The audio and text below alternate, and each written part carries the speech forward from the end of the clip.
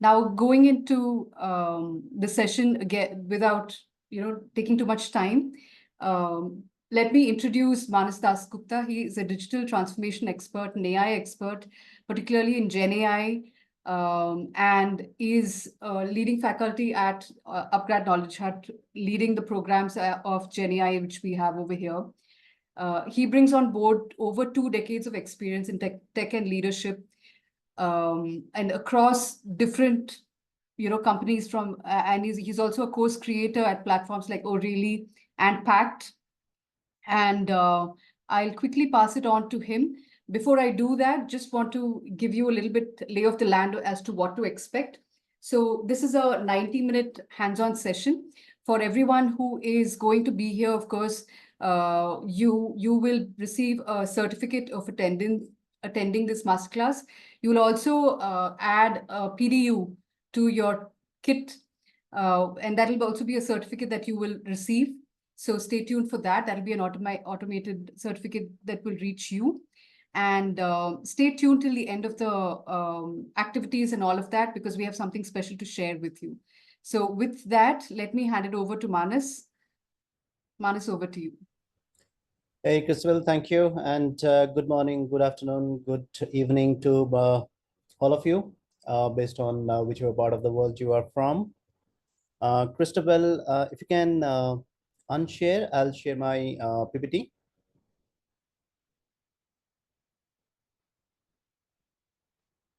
Thank you.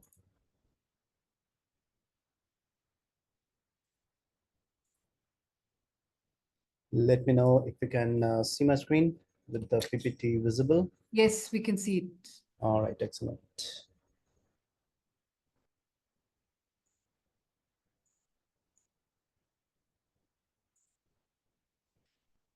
All right, so just a little addition to so thank you for the introduction, Christabel, and a little bit addition to that is going to be, I am also leading a couple of companies in developing Gen AI-driven products. So we are especially into talent solutions, and our products are into the talent space, and they are heavily generative AI driven. All right, so a little bit into generative AI conceptual understanding before we get onto. So we've got 3 hands-on lined up for us for the latter part of the session.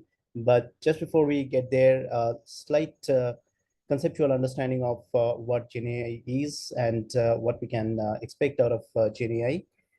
Gen AI is a technology that really metamorphosed or evolved from machine learning or artificial intelligence or data science field of subjects, especially in a specific field called natural language processing, and coupled with technologies or architectures like neural networks. There are specific type of sophisticated neural networks which were trained with the entire amount of data that we have publicly available in the internet, and the result is what we have in the form of generative AI.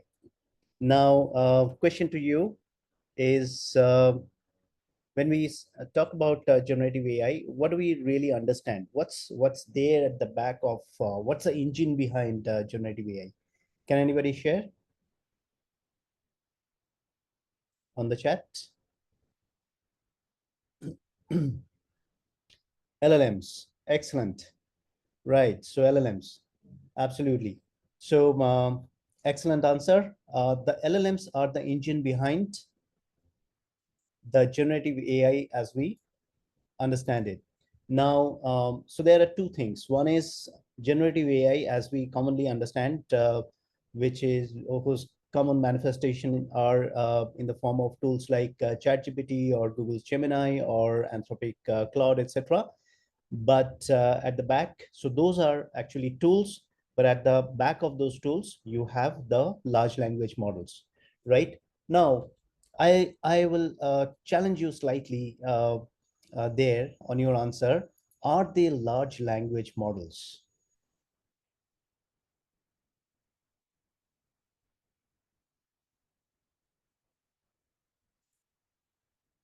Sorry. Are they really large language models? So I've got an yes, yes.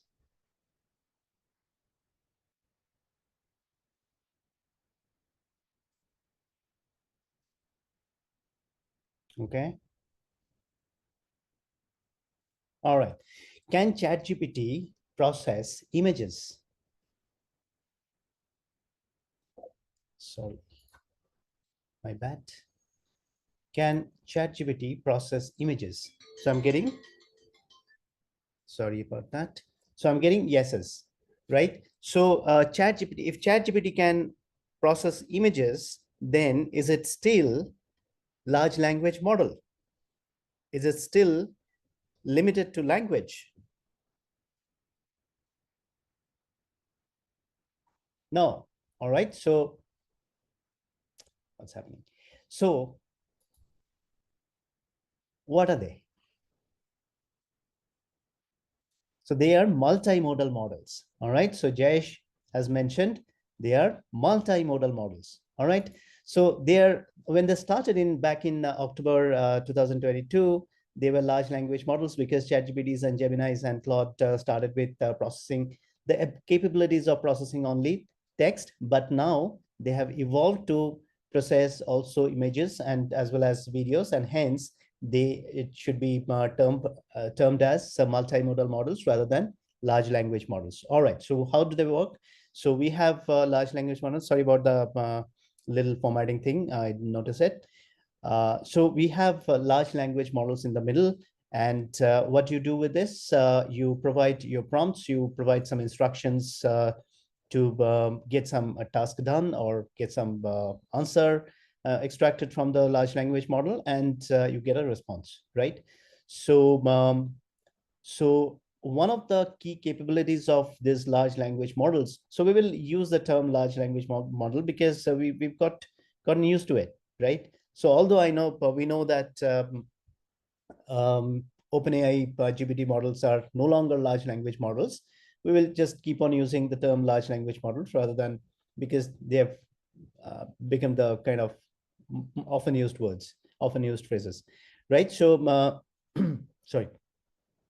So one of the key capabilities of this large language models is language understanding. All right.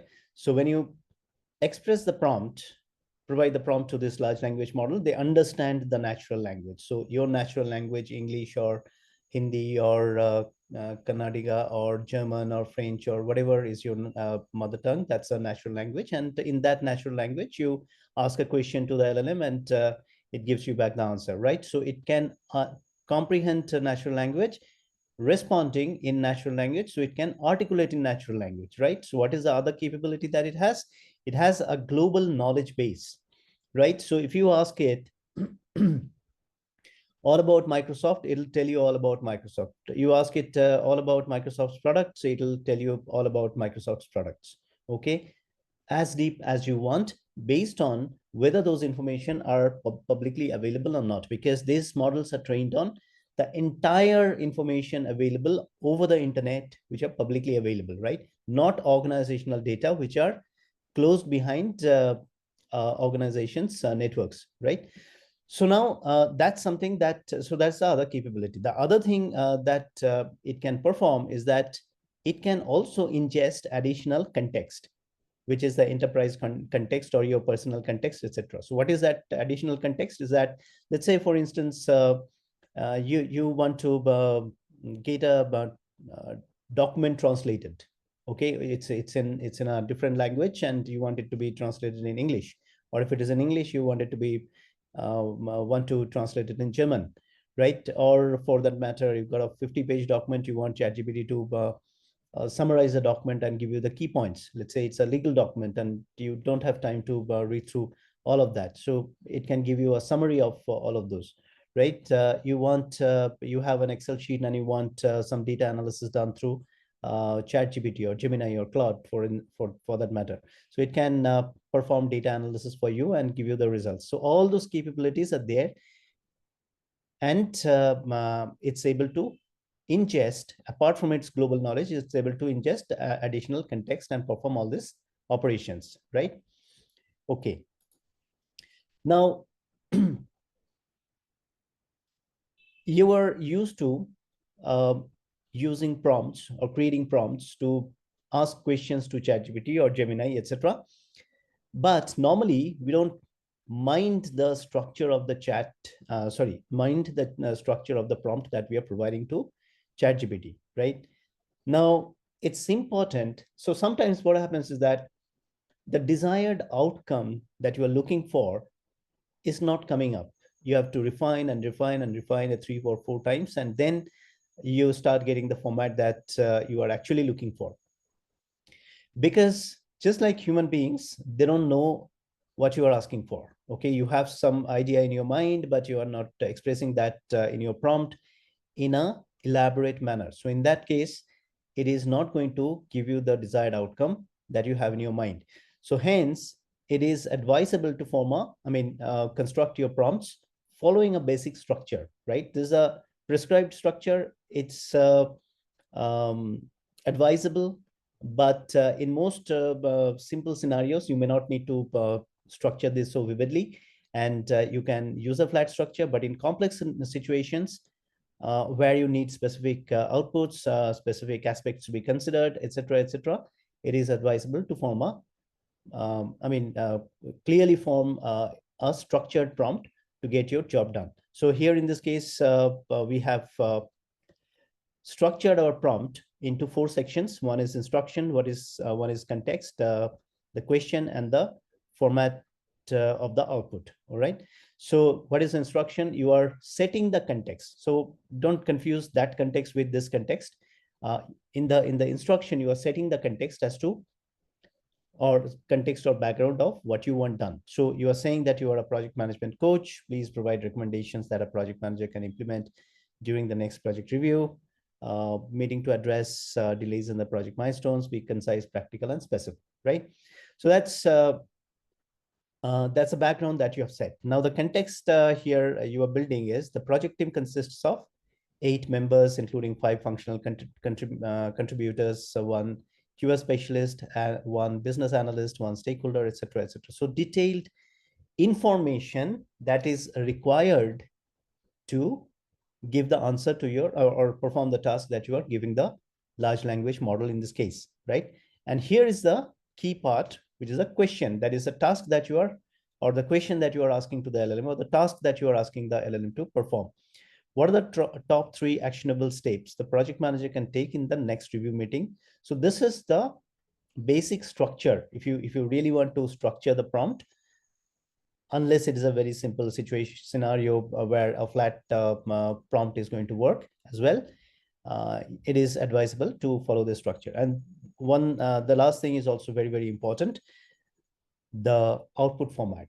Because if you ask the output in a particular format, then you get the desired output. Otherwise, ChatGPT or Geminis are not going to know what format of the output you are actually looking for, right? And now that the models are getting very, very advanced, they can generate different kinds of outputs. If you let's say if you are doing a data processing, then they can also generate code to create charts and graphs, and all of those stuff are also possible, right? Let's say, for instance, you are creating a tabular structure and you want to download that in a CSV. ChatGPT can create a CSV file for you to download. So if you include all of those instructions in your prompt, ChatGPT or Gemini, they will come back with those formats that you are looking for. So now they are very, very advanced. I mean, literally a lot of things are possible. A lot of formats, a lot of permutation combinations are possible using these large language models.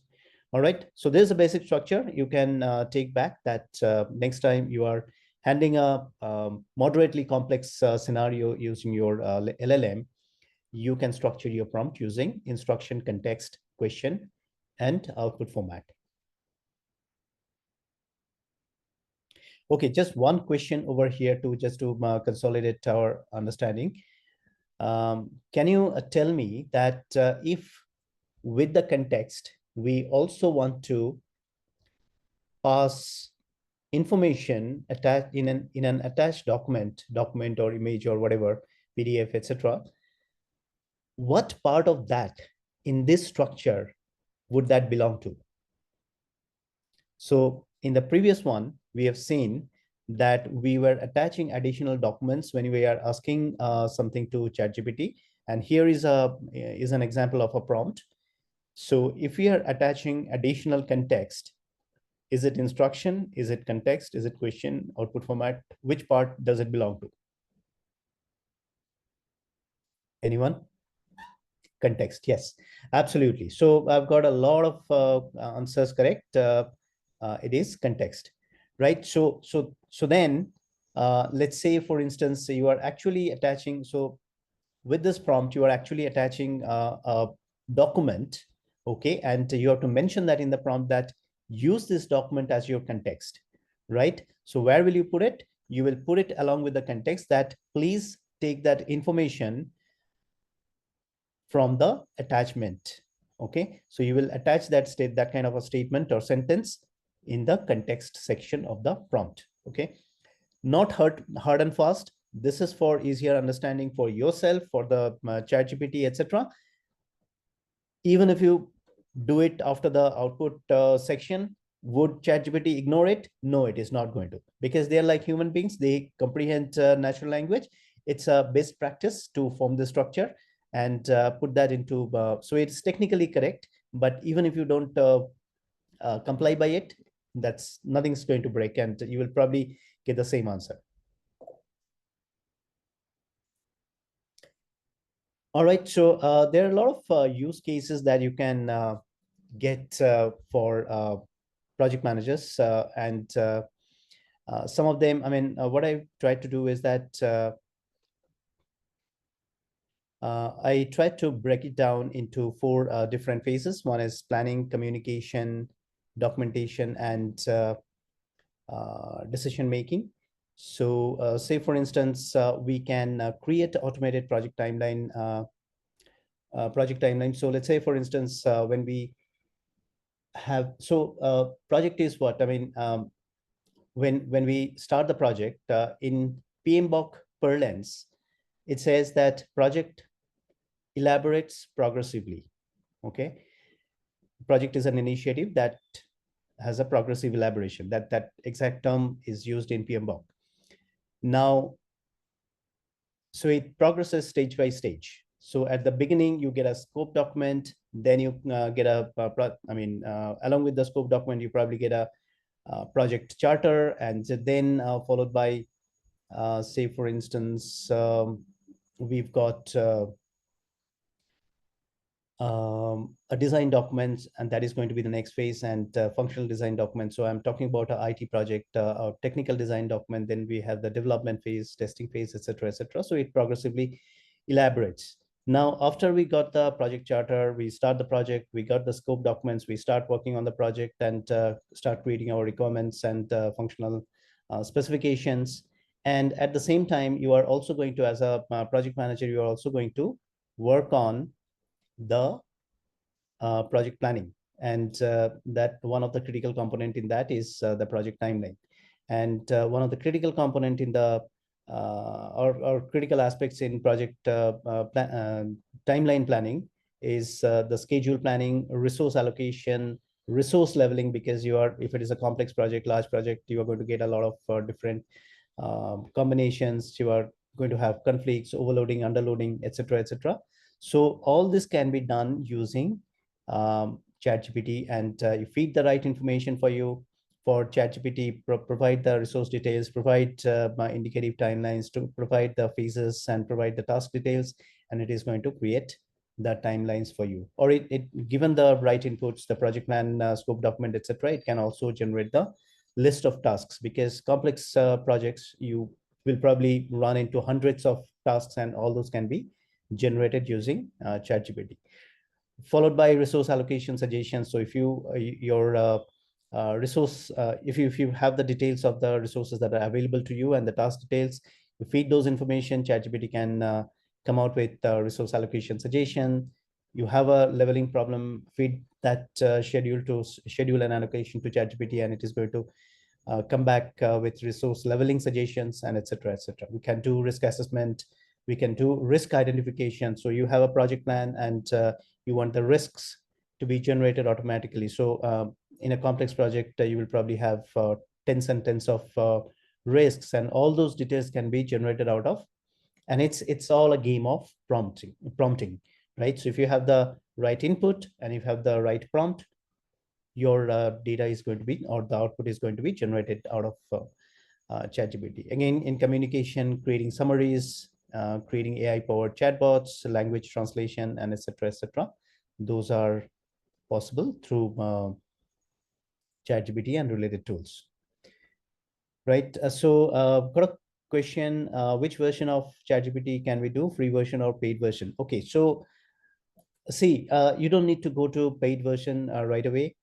Now, some folks are power users of LLMs, and for them, let's say, for instance, for my work, my product development, as well as my teaching, okay, I consider myself a power user. I use ChatGPT quite regularly. So I've got a paid version of ChatGPT. I've got a paid version of Claude. I've got a paid version of Gemini.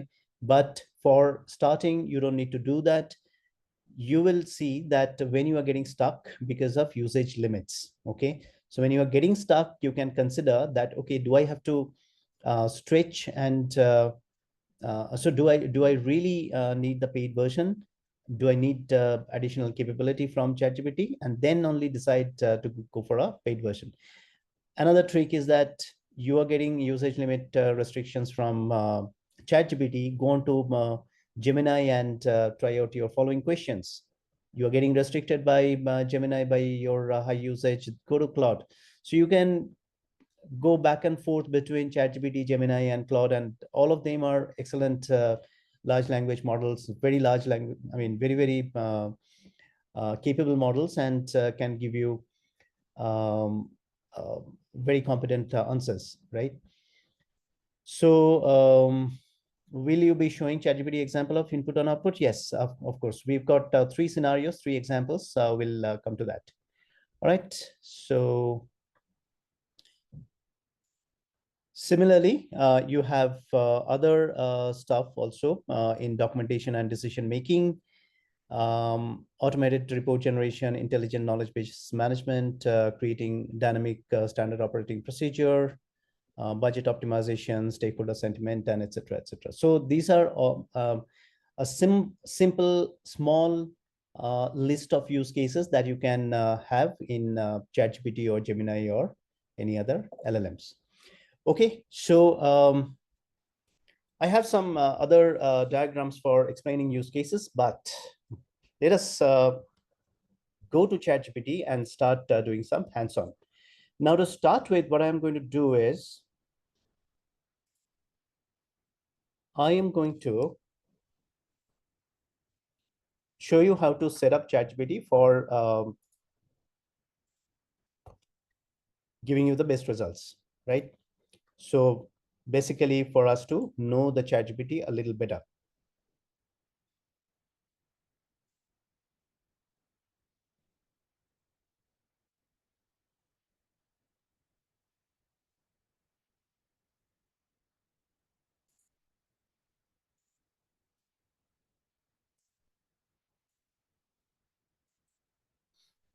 Can you see my ChatGPT screen? I think yes. All right. Okay. So let's get started with ChatGPT. So to start with, what we will do is understand ChatGPT a little better. All right. So to the top right-hand corner, if you see my image over there, and for your ChatGPT also, go to the top right-hand corner and go to, say, upgrade plan. Now, if you go to the screen, you will see the plan that I'm having. So I'm on a plus plan, and here are the things that I have. So everything that is in free, extended limits on messaging, file uploads, etc., etc. Create and use custom GPTs, limited access of O1 and O1 mini, which are their latest models, etc. So even if you're a free version, if you go to this screen, go to this option and check out, you will see the details of what you have, the capabilities that you have, etc. All right, so before we go to settings, on the top left hand corner, you will see this ChatGPT 4.0. So in your free version, it can be ChatGPT 4.0 or 3.5 Turbo. I'm not very sure, but one of this. So if you click on the down arrow key, you will see a bunch of models that are listed. So I'm defaulted to GPT 4.0, but I can also use O1, which is their latest model, or O1 mini. And going to more models, there are other versions also available. Now here is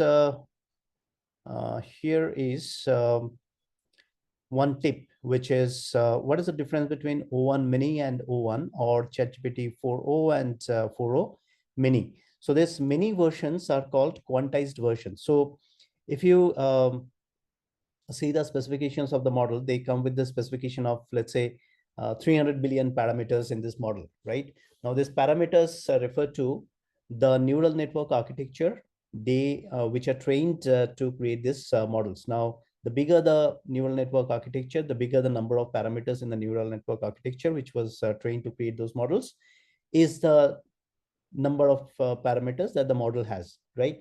Now, this neural network parameters have a size. They are numeric values and they have a size. All right. So if my memory serves, they are 32-bit.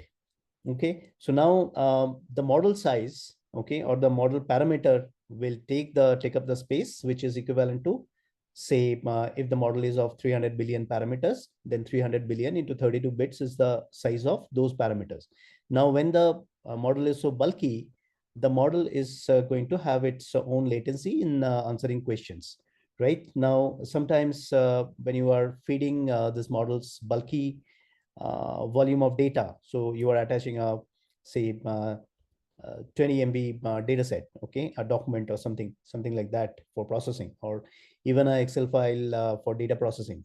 So in those cases, your data is going to be bulky, and the latency is going to be there because of the bulky size um, of the model. Now, the mini versions are created retaining the same number of parameters, but in the quantized format. So what they did is, smartly, they have kept the same number of parameters, which is, let's say, 300 billion, but instead of 32-bit, they cut down the precision of those floating point numbers from 32-bit to 16-bit or even 8-bit. Okay, so when they do that through a process called quantization, they get a much smaller model. So when they have a much smaller model with a given volume of data or your prompt, you get a much faster response. Okay, so the precision and the quality of the responses may not be that sharp. Okay, but for our kind of scenario, everyday work kind of scenario, they are going to be, almost same or similar. But maybe in complex situations, there may be some variations in quality that mini comes back with, and the original model comes back with. Okay, so this is the trick behind the mini models, right? So that's another thing about ChatGPT. Then, okay, so I'll show you another trick. So let's say I'll give a prompt. Tell me something about the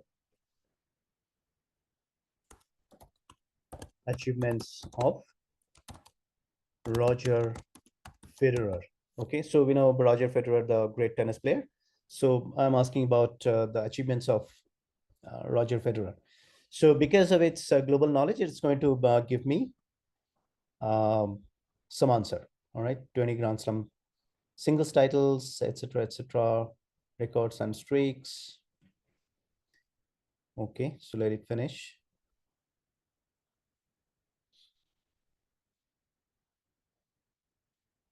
All right, so can you turn that into a little article that I can publish?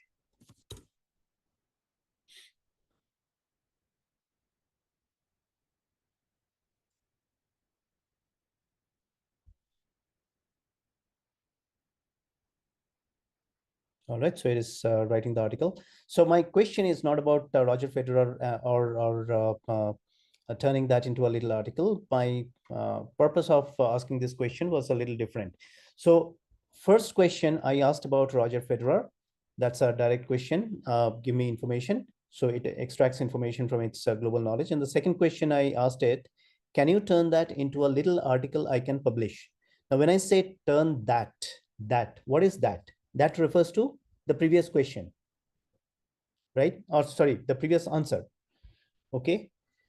So I'm referring to the previous answer. So that means it can refer back to what conversation has been taking place, right? So what is that called? Anyone?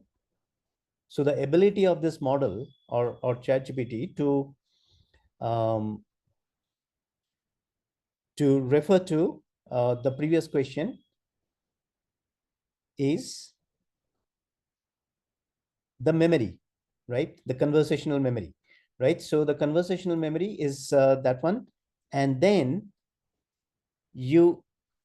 I'll write another trick. Okay. So, okay. So before I do the next trick, one question.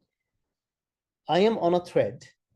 Is the memory of this particular thread going to be available to another thread? If I start a new thread, will this history be available? No. All right. So conversational memory is not available across threads. Now I'm going to ask a little other thing. Say I have joined XYZ LLP as a project manager. Can you tell me what would be my key responsibilities? Okay.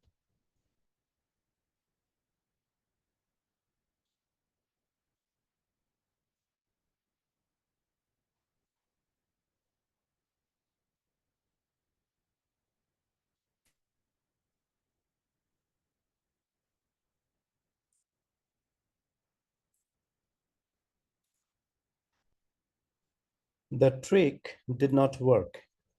I wanted to demonstrate something. It did not work. Let me try again. I have started working as a project manager in my company. I have started working on a mobile application development project. I want to know if agile or waterfall model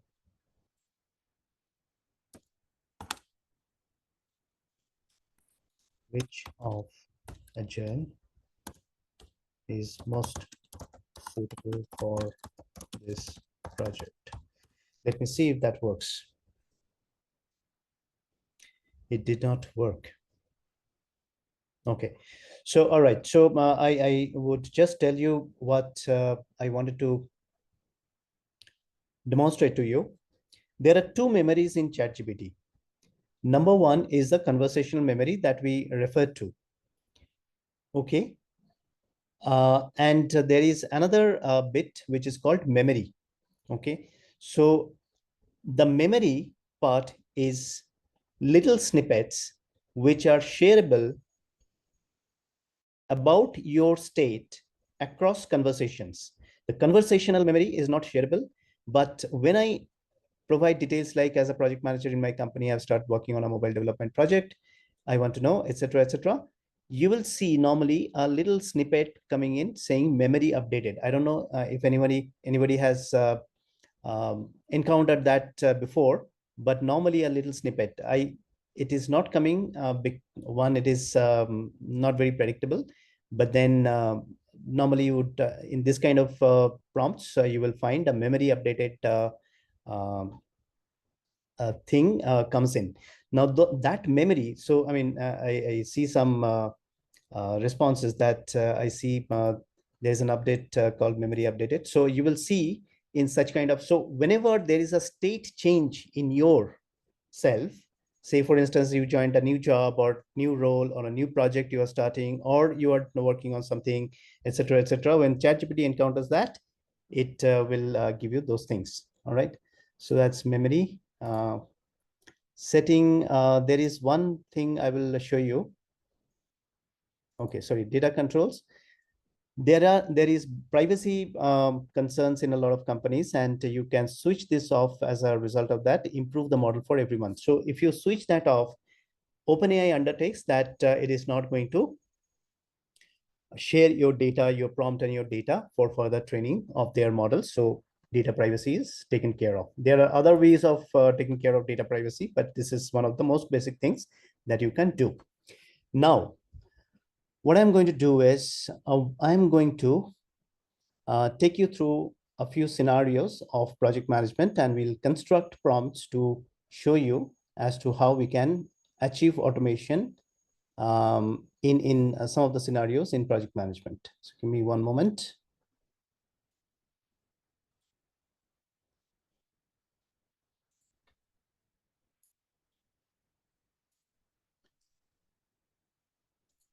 So we'll take three scenarios. One is a risk management scenario, one is a resource leveling scenario, and then a communication scenario. So we will generate this three things as part of our scenario examples.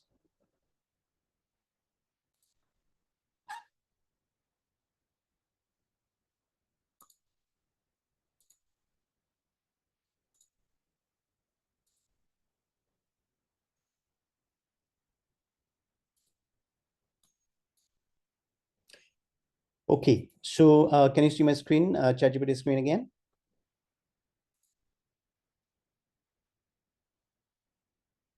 Yeah, I think so. Yes, okay. All right, so we will get into a new thread. Now, whenever you switch to a new thing, it is a best practice to get into a new thread and start typing your prompt there, rather than messing up with something else, because as you know that the history remains there, and if the history remains there, then the previous history may sometimes, I mean, in rare situations, they may sometimes be confusing for the ChatGPT, and the results may not be as desirable or as sharp as you are expecting, right? So it is better you, for a new job, you switch to a new thread. So when we start a new thread, sorry, when we start a new scenario, we are going to go to a new thread. All right, so first scenario is we are going to generate risks for a particular project. So I'll show you a particular document I have downloaded from the internet, which is a sample project plan. So here is a sample project plan. It's an IT development project plan. And there are a lot of details. So it's a full-fledged project plan. I mean, it was shared in the internet. So this is about creating some web-based application. All right. So it has got comprehensive structure. So it's got overview, document organization, project goals, non-goals, methodology, tools and techniques, risk management. There is a risk strategy that is given, or the risk identified are not there. Scheduling and estimates, resource, etc., etc. So this is the sample data that we're going to use. Now we go back to ChatGPT, and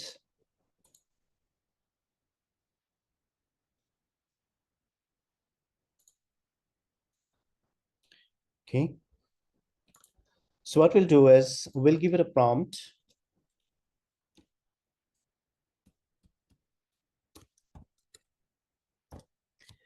Analyze the provided project plan to identify potential risks that could affect the successful completion. So basically, you are going to provide the project plan and you are going to ask it to generate the risks for yourself.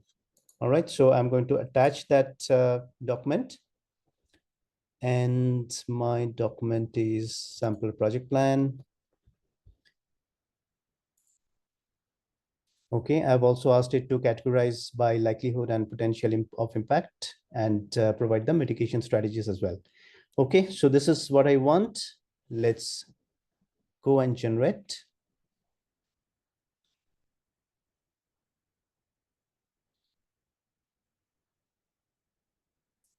Okay, it's going to take a while.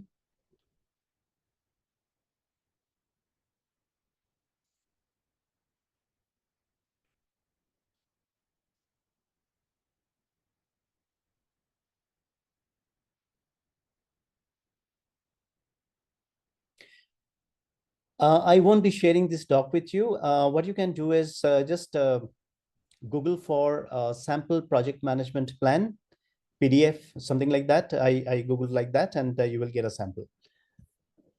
I mean, there are many companies who have shared their documents knowingly or inadvertently, whatever, but they have.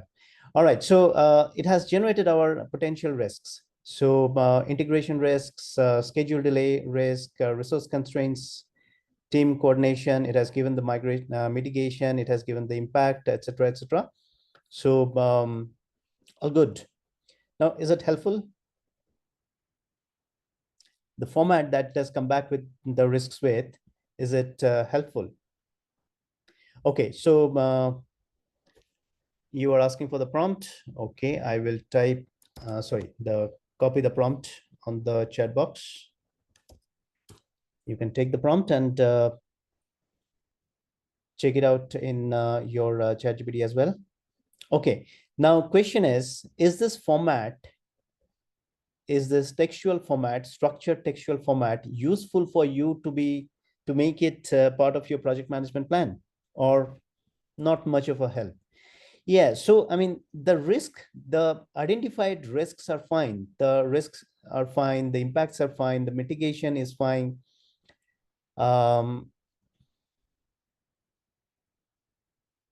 Just 1 second.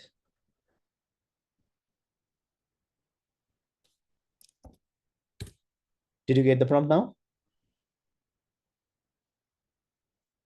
Yeah, all right.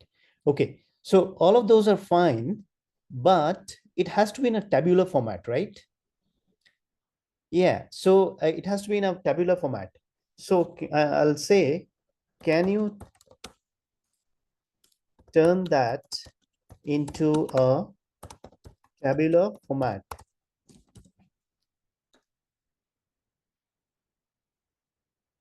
So now it is converting that into a tabular format.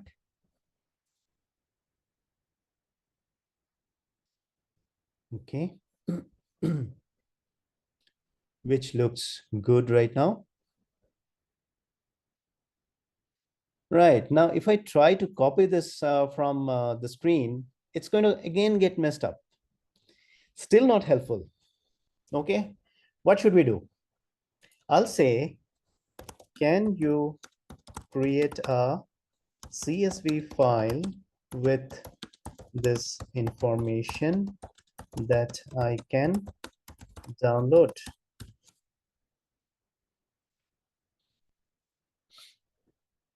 Okay, the export option is not there. So ChatGPT actually is playing with some features which sometimes will come up as a additional view, and there we get the export or download button, but for this particular case it did not. So I think those features are still under experiment. So now you have got a CSV file that you can export, right? So if I click on this, I'll get a export CSV export, and that is going to contain this information. So I'm not getting there, but you can try this prompt. So what we did first is we asked it to identify the risks and along with the mitigation efforts. And then we asked it to convert that into a tabular format. And then you are asking it to create a CSV file out of it. So, I mean, a smart thing is to do is going to be, I mean, this is all for demo purposes, but the smart thing is going to be, if you create one prompt which has all the information, say that um, uh, create it into a tabular format and make it into a CSV format in the first go, right? So can you prompt to add a column asking for target date of mitigation? Yeah, all of those are possible, right? So you can do anything with this. So let's say, for instance, in some of the companies, you need the high, medium, lows to be in numeric format. So you can say that in your output format, you can say that, okay, please assign high as 3, medium as 2, and low as 1, and so on. Okay. You want to put a risk score also, which is the multiplication between your likelihood and impact, so it can attach a risk score. Apart from mitigation strategy, in some of the companies, you may have that you also build a contingency effort. So essentially, if the risk actually occurs, then what will you do? So mitigation is trying to avoid it. I mean, how to prevent it. Contingency is, if the risk occurs, what will you do? So in that case, build a contingency. You want the ChatGPT to bring that up, put that into your prompt, and all of those are possible, right? Okay, so that is our first scenario. The second scenario is going to be working with the resource leveling, right? So you are project manager, and you are overseeing, say, multiple projects, okay?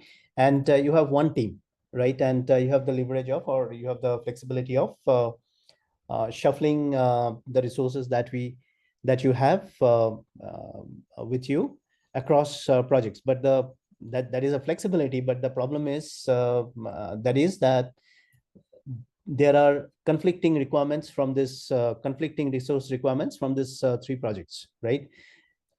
Let's say the graphic designer or the UI designer is available.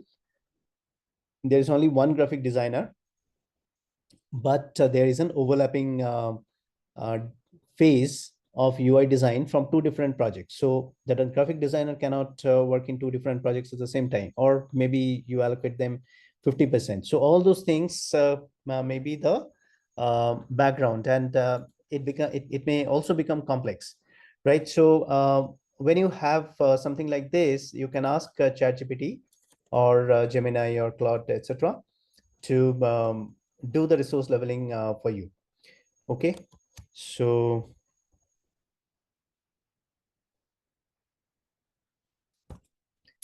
I will say, okay, so this is our prompt. It's a little big.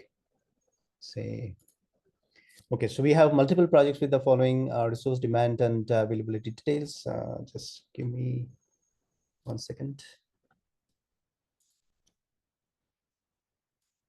Gets a bit messed up, so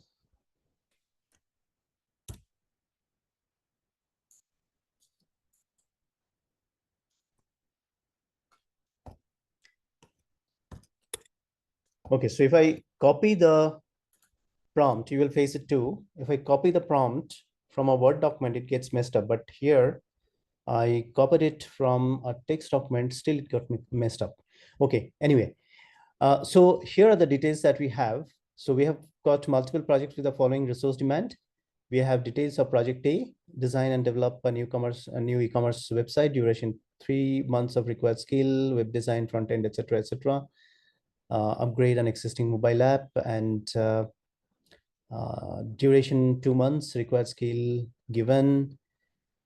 Okay, so and at the end we are saying resource profile. Consider project priorities, deadlines, skill matching, and efficient resource utilization. Identify potential resource bottlenecks or conflicts and suggest solutions. Okay, so that's what we wanted to do. So we have given the entire background. We have given the details of 3 projects, right? So 3 projects and the resource profile. So project A, project B, and project C, and the resource profile and the requirement of this resources. Now, this is a simple scenario I have created, but in your real life situation, you are going to have much more complex situations. Okay, so I'm working with 4 resources here, and 3 projects. You may have 3 projects, but you may have you may be working with 20 resources. So when you are working with 20 resources allocated across 3 different projects or 4 different projects, it becomes a much more complex scenario. So those details may not be available in this textual format, and they better not be in textual format. So they may be there in Excel sheets or something else, something like that. And hence you can attach those as additional documents. So let's say fire this prompt and see what it comes up with.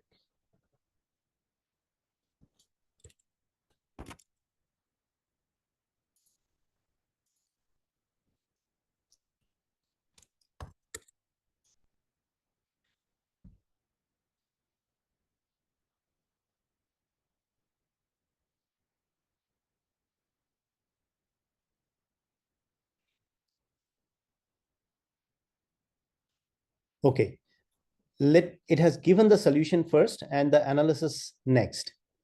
I mean, ideally, I would have looked for the analysis first and the solution next, but nevertheless, what's the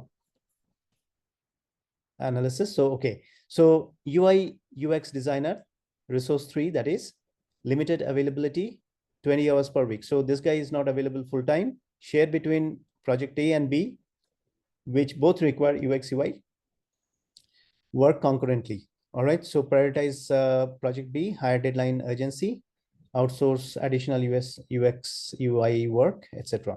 So similarly for web designer, assigned to multiple roles in project A, heavy workload during 3-month project duration, etc. Okay, so it has got the conflicts in its analysis. So it can tell you which resources are conflicted, which resources are going to be overloaded or underloaded.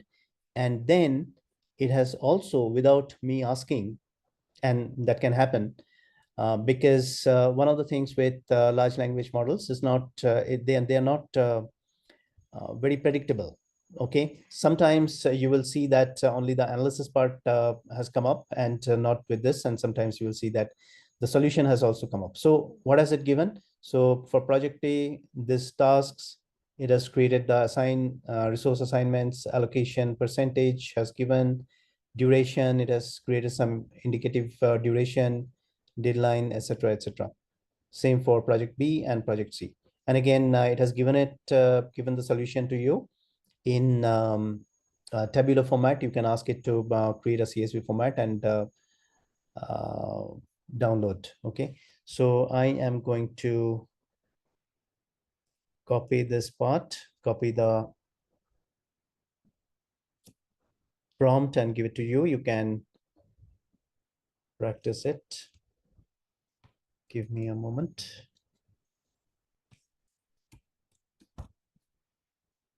Okay.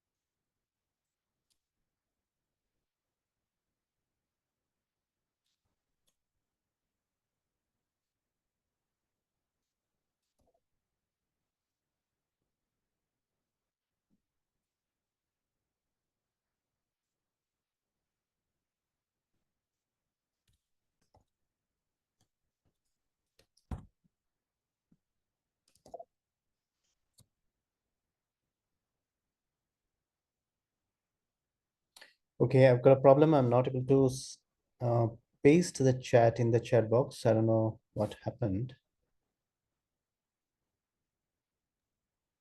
Manas, I I think some of our learners are also having trouble copying from the chat. So what we can do is maybe just put it on a doc and we'll share the doc here. Yeah, that's fine. So yeah, that's fine. So we will do that, folks. For some reason, I'm not able to paste it on the chat anymore, right? So No that, worries, no worries. yeah, I'm quickly just opening up a doc and I'll share sure, the, sure. I can't see yeah. the attachment option also. Normally the attachment option is there. On this Zoom, right? Huh? On the Zoom, you're saying? In the Zoom, yeah, in the Zoom No, no, chat I, box. uh-huh. And this, I have this. Yeah. So anyone with this link should be able to access it. And here goes the link.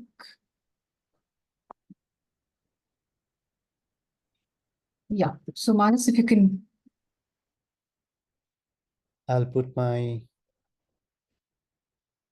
prompts in there.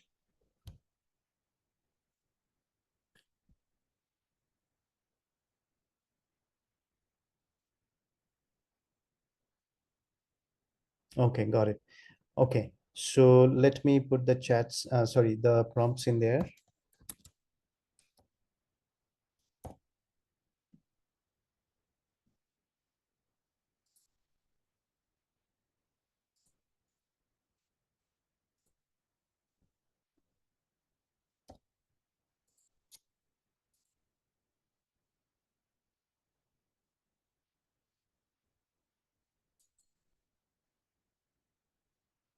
Manas, are you able to access that link? Yeah, I'm able to access that link, but I'm not able to paste it Into the doc? into the doc. Yes, that is strange.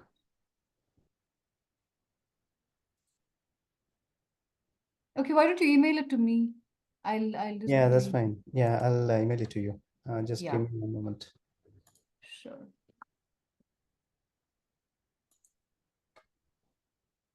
Okay. Give me one more. Yeah.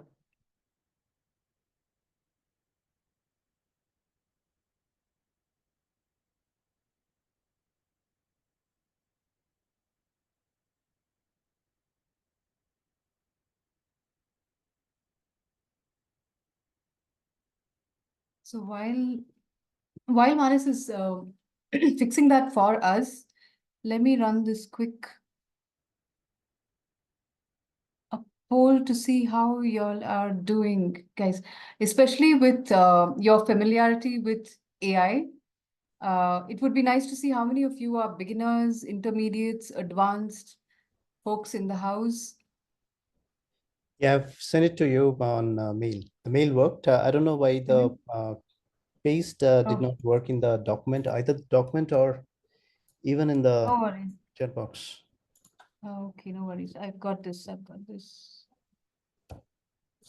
Yep. No. Okay. Anyway, so the next one also I'll mail it to you. Right. Yeah. So I have the prompts on this doc. And is everybody able to access that? I'll put the link here again, one moment.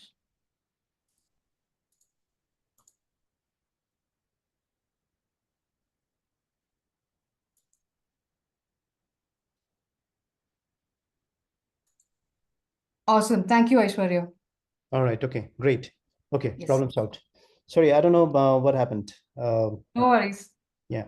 All right. So we Yeah, get well, into the third scenario, and we'll finish that quickly. Right. So the third scenario is that when we work with projects, and let's say high stakes project, critical project, large and complex project where critical stakeholders are involved, high powered stakeholders are involved, and when there are high powered stakeholders involved, you also have to ensure that your communication strategy, your communication plan, your communication templates to each of those high powered stakeholders are in alignment with who they are, their preferences and requirement of the project, etc., etc. So those have to be personalized, and that has to be also baked in within your project plan, within your communication plan in the project plan. So when they are personalized, and and you're talking about let's say five such critical stakeholders for whom you need personalized message templates each time you send them a project update, etc., etc. it's a lot of work typing in those creating those communication templates manually. So hence, we'll look at a scenario where we are going to take a high stakes stakeholder scenario and create a prompt to develop the communication templates. Okay, so give me one moment. I'll share my screen.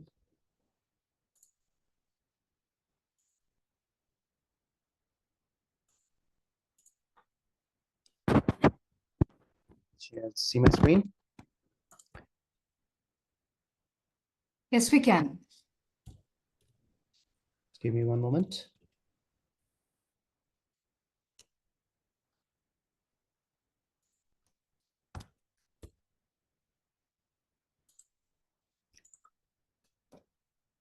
Okay, so I'll expand this and try to read this. Okay, so we have a scenario where we have three high stakes or high profile stakeholders. Mr. Johnson, who is a stakeholder of our project, he's a visionary leader, highly invested in the success of the new e-commerce platform. So that is a project that you're working on, and focuses on the big picture, ROI, how the project aligns with the company's overall strategic goals, etc., etc. So if you read this the details about these three stakeholders, you will see that their persona are given.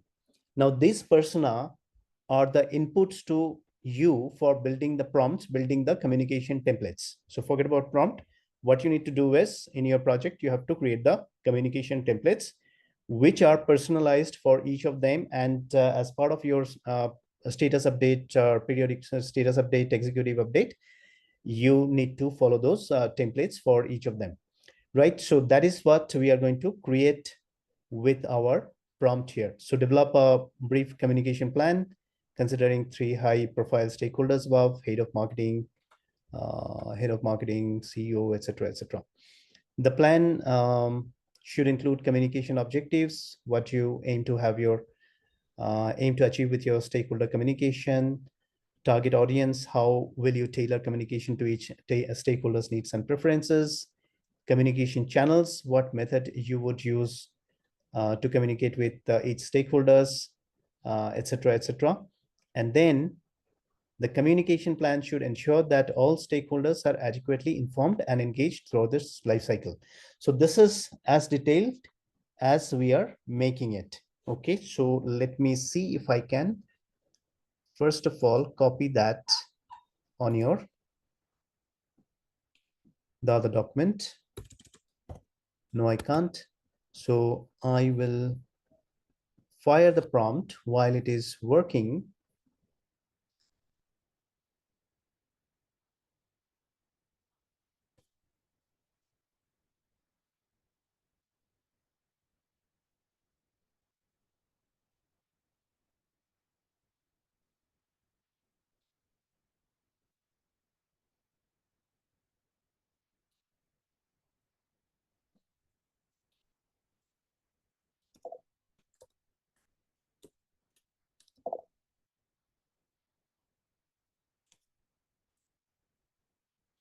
Okay, so we have created our communication plan, right? So let's see what it comprises of. So communication objectives are to inform stakeholders, align stakeholder expectation, engage stakeholders in decision-making process. So you have got a target audience and tailoring communication, key messages. These are the key messages that you should send to Mr. Johnson, for Mr. Garcia, for Mr. Lee. Communication channels, these are the communication channels that you should use given their persona that it has analyzed. Communication frequency and content of update. Now, what it has not created and what we have not asked also. Okay, so Daniela is asking, how did you ask it to create in table format? So I did not. It would smartly assume that, okay, so this information is better represented in a table format. So in those cases, it is automatically going to create a table and put it in there. So if you want to download it, you can, and it is not creating it in a CSV format. You can ask it to ask it to convert that into a CSV file with all this information and make it downloadable. So like the one that we have done a few minutes back for our previous exercise. So one thing that we have not done is maybe we can ask it, please create 3 email templates personalized for these 3 stakeholders that I can use. All right.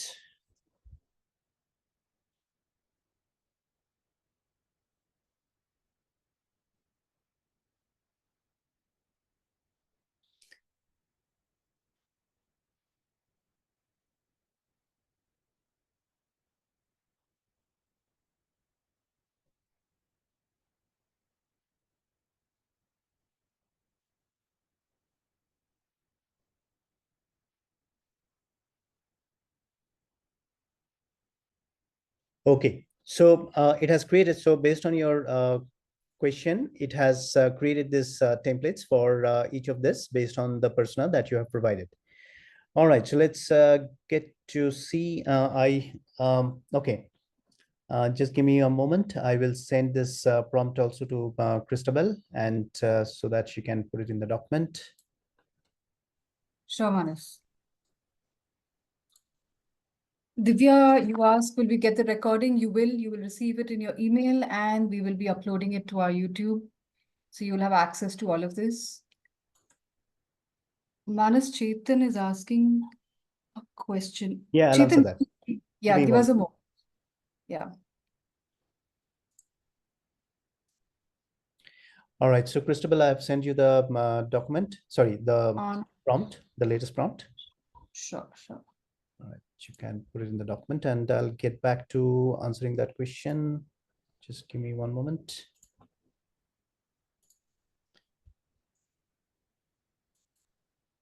Yes, Right. I've got it. Okay, so question time. Okay, Chetan was asking a question, how stakeholders' personality, communication style will be available in the internet as well, ChatGPT. All right, so Chetan, well, so let's look at the persona.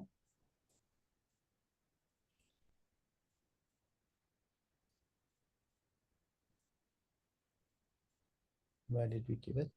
Yeah, so you can see my screen. We've got a persona of Mr. Johnson, visionary leader, highly invested in the success of new e-commerce platform. Now, does the internet know Mr. Johnson?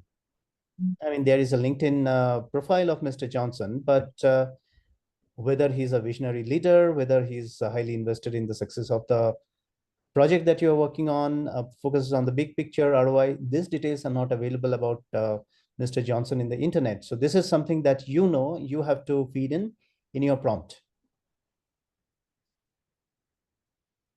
Can we get, yeah, okay, so load, why can't I load Excel file into ChatGPT? ChatGPT accepts CSV. I think it cannot use Excel files.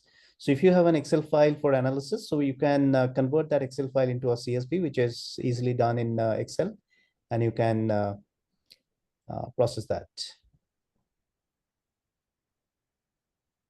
The prompt is in the doc, by the way, everyone. Hope you're able to access that.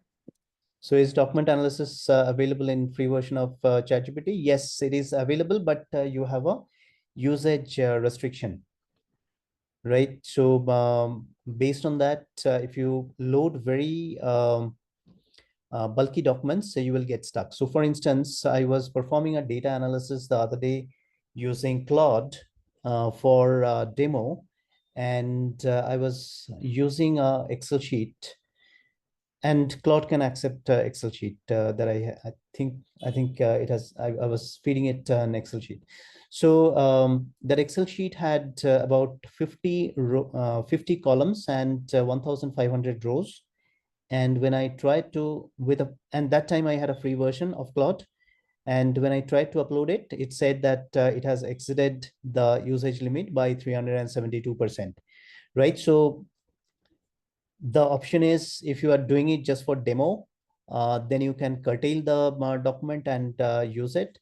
If you are using it for a real case, then you definitely have to go for a paid version and then do it. But simple use cases, you can definitely perform. Christabel, do I have time? Yes, Manas, you do. All right, okay. I'll show you another thing.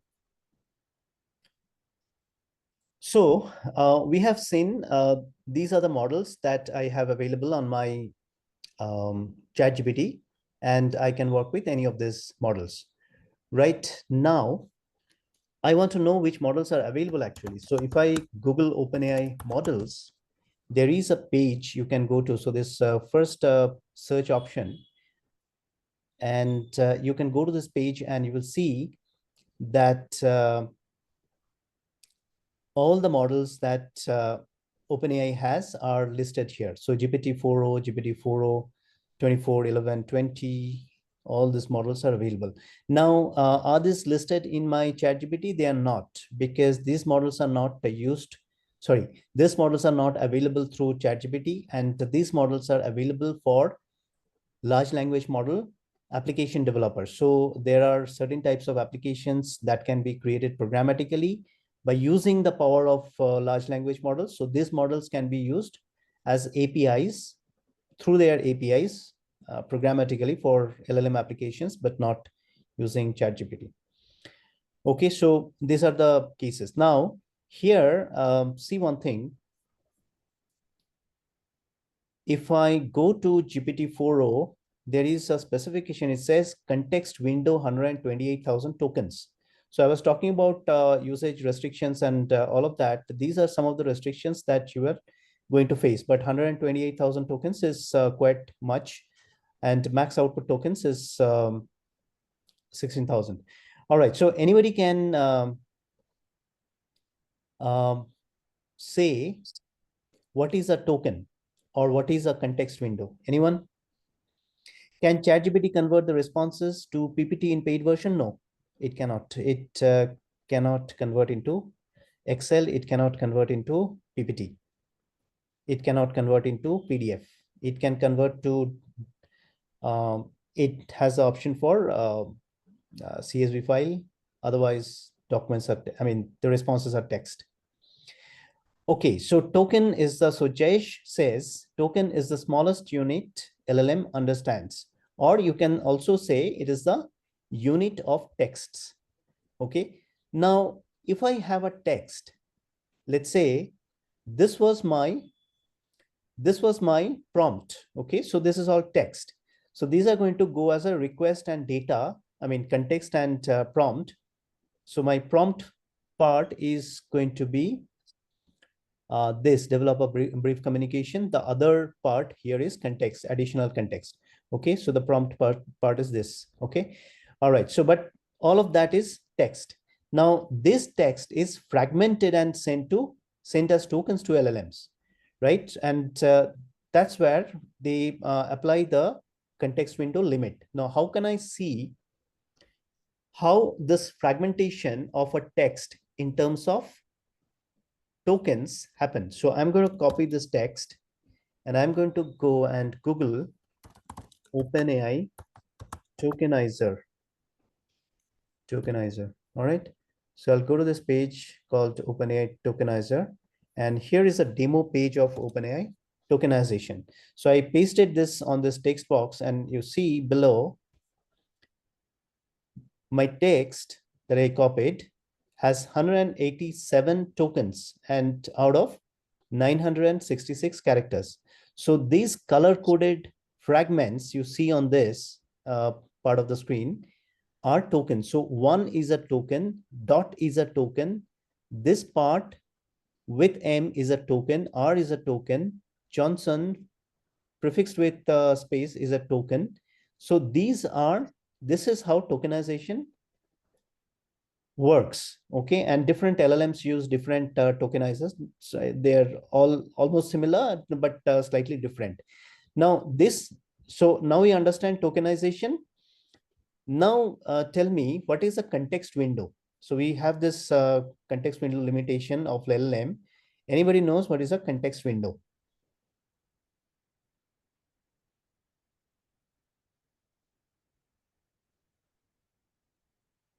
Anyone? Okay, so context window is number of token iteratively can be loaded. Okay, let me explain. So when we are conversing with ChatGPT or any other LLM, Gemini or Claude, etc., what are the different elements of that conversation? Number one, the question along with the additional data. Okay, so let's say the question first, the prompt. Okay, so the first element is the prompt. Second element is the context. Either you are uploading a additional document or you are attaching the additional information along with the prompt itself. So let's say, for instance, this persona in your project, you have 20 such high profile stakeholder, and you have a document with their persona in a document. Okay. Yeah. So, I mean, you have a document with their persona. So instead of putting it all in the prompt, you attach that document. So you have the prompt, you have the additional context, and then you also have the history. So when the ChatGPT is answering your question, it is also factoring in the history of that particular thread. So part of the history also goes along with the prompt and additional context. So we have additional context, we have the prompt, and we have the history. Okay, we already have so much of text, right? And all of those are tokenized. Then on top of that, context window also considers the output. Where is it? Here. The output. So for one question answer pair, not the entire conversation, for one question answer pair in ChatGPT or Gemini or Claude, etc., the context window is comprised of all the text or tokens in the prompt plus in your additional context plus the conversation history plus the output. Okay, that combined in a single question answer pair cannot exceed 128,000 tokens, but which is good enough for our usage. Okay, and the max output token limitation is your answer cannot get beyond 16,384 tokens. So that's another restriction. Can you please iterate the difference between large language model, small language model, and multimodal? So large language models are those language models which are okay, so very large, and let's say billions and billions of parameters, and very competent, has universal capabilities of text summarization, text translation, text say data processing and analysis and content extraction, all of that stuff. So highly competent, universally competent, and size-wise in terms of number of parameters goes into hundreds of billions of parameters are large language models. Small language models are small brothers of those. Now, small language, what are small language? If I have ChatGPT, why do I need a small language model? If I am using ChatGPT, then I do not need a small language model, but small language models come into picture when your organization is prohibiting you to use externally hosted models externally to the organization, right? So those organizations try to set up their infrastructure with GPU servers, etc., and implement models and use them. Now, the problem with that is that GPUs are extremely expensive. Now, when GPUs are extremely expensive, and you are trying to host a large language models like, let's say, Meta's Llama 2, you have to have, I mean, if you are trying to do that, you need to have an open source model, open source large language model. And OpenAI models are not open source. Google, I think, couple of models are open source, some of the models are open source, rest are not, etc. So let's say the most universally known or well-known open source model is Meta's Llama 3. That is the latest that is going on. So if you try to host and use Llama 3, it's going to take huge GPU power and it's going to be hugely expensive for the organization. So for that reason, the organizations prefer small language models which are trained for very specific purposes. Let's say for that particular model is trained for a specific use case in healthcare domain or the legal domain, etc. So a very small model compared to large language models hosted internally to the organization. So for hosting them and using them, they don't need a huge GPU power, right? So that's why the popularity of small language models are increasing, and multimodal models are the ones that go beyond language processing. They can process images, and so now ChatGPT is also a multimodal model. Okay, sentiment analysis can be derived from LLM. Yes, it can be. So let's say, for instance, you got a customer feedback and you come to ChatGPT, fit that feedback and say that this is positive or negative. Or let's say, for instance, you have 100 such feedbacks and convert that into a CSV format and tell ChatGPT, in the attachment, I have given you a feedback. Please tag each of them as positive or negative. Right? So like that, you can do sentiment analysis. Chetan's question, are there any free LLMs which can be used to experiment for use for a demo? Yes, there is. So Meta's Llama is an open source one. It is free. You can download it and use it, but you cannot use it because, as I said, that Meta's large language model you cannot use locally. See, large language models have to be hosted with GPU clusters, and GPU clusters will have a minimum of, for a decent installation, you should have 4 GPUs, and each GPU will cost you $20,000 to $40,000 each GPU processor. And then you have the entire shebang of the CPU cluster for orchestrating that bus to communicate between CPU and GPUs, and then a few hundred gigabytes of memory for the LLM to operate. So all of those together, you cannot use LLMs, large language models. Small language models, yes. And if you want to really use small language model, you can go to this place, which is called, oops, sorry, Hugging Face. So you go to Hugging Face Models Hub. So this page, this is the ecosystem or marketplace for models, including small language models. And you go to models page and you can see all different kind of models. Okay. Right. Any other question? Yeah, the Meta's Llama 3. But you cannot host Llama on your laptop. But you can have, you can check out, you can do some research on Hugging Face, and you can try to find out if there is any specific model that can solve your need. All right.